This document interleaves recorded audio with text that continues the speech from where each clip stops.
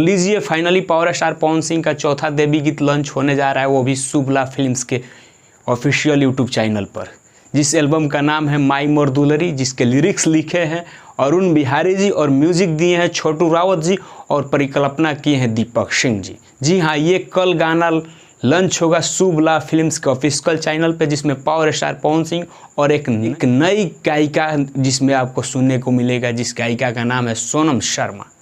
जी हाँ, power star Pawan Singh कल ये गाना अपना 6:45 पे शुभला फिल्म्स के ऑफिशियल यूट्यूब चैनल पर लॉन्च करने वाले हैं।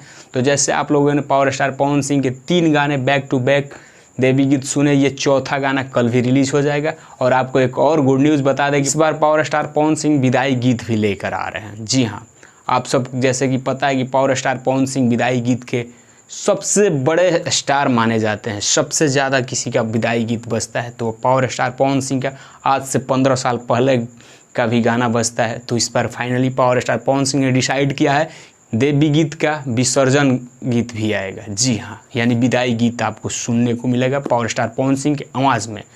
तो फाइनली ये कंफर्म हो गया है। और आपको जाते जाते बता दें कि कल पावर स्टार पवन सिंह का चौथा देवी गीत लॉन्च होगा, जिसमें पावर स्टार पवन सिंह के साथ एक नई गायिका नज़र आएगी, सोनम शर्मा।